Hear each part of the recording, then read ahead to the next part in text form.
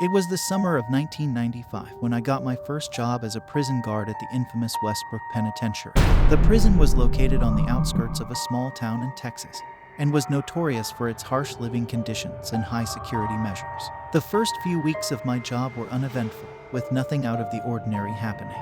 But things started to change when I was assigned to work in Cell Block 2, the maximum security area where the most dangerous criminals were kept. The first night on the job, I heard strange noises coming from one of the cells. It sounded like someone was tapping on the walls, but when I checked the cell, there was no one inside. I shrugged it off as my imagination played tricks on me and continued with my work. But the strange occurrences didn't stop there. Every night, I could hear faint whispers coming from the cells, and at times, it sounded like someone was crying or screaming in agony. I tried to ignore it and focus on my job, but the noises only grew louder and more frequent. And then came the night that changed everything. It was a stormy night, and the rain was pouring down heavily. As I walked down the dark hallway, I heard footsteps coming from behind me. I turned around, but there was no one there. I started to walk faster, trying to shake off the feeling of someone watching me. Suddenly, the lights went out, plunging the entire cell block into darkness. I fumbled around for my flashlight, but it was nowhere to be found. That's when I heard it, the sound of heavy breathing coming from right behind me. I froze in fear, unable to move or speak. As the breathing grew louder, I could feel something cold and clammy touch the back of my neck. I screamed out loud and ran as fast as I could, trying to find my way out of the dark, eerie hallway. I could hear footsteps following me and the sound of chains rattling. Finally, I reached the end of the hallway and opened the door to the security room. I slammed the door shut and locked it, my heart racing with fear. As I sat there, trying to catch my breath, I realized that the prison was haunted.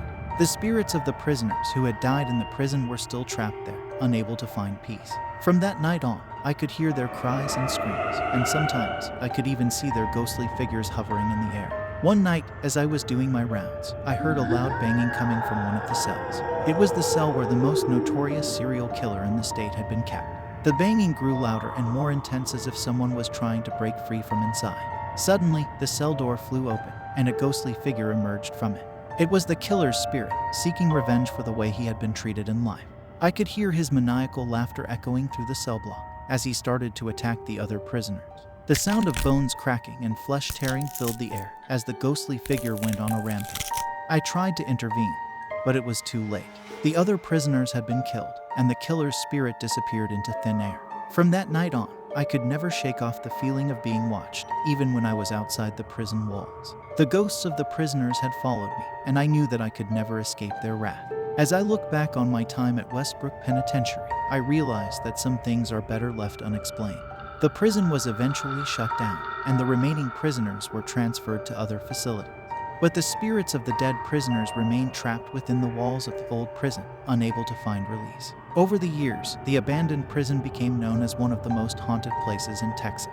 Despite its notoriety, some thrill seekers still dared to venture into the abandoned prison, hoping to catch a glimpse of the ghostly apparitions that haunted its halls. But many who entered never came out, their screams and cries silenced by the vengeful spirits that roamed the halls. As for me, I quit my job as a prison guard soon after the incident with the serial killer's ghost. I couldn't bear the thought of spending another night in that haunted place. But even though I've moved on, the memories of my time at Westbrook Penitentiary still haunt me to this day.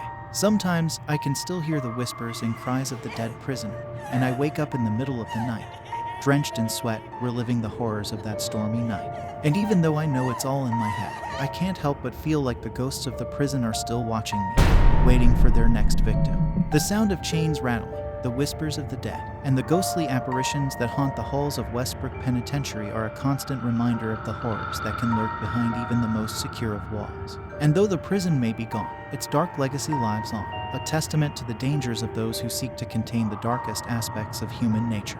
As I finish writing this story, I can hear the faint whispers of the dead prisoners, and I know that they will never truly be at peace. The haunting sound effects of the prison still echo in my mind, reminding me that some horrors can never be forgotten or escaped.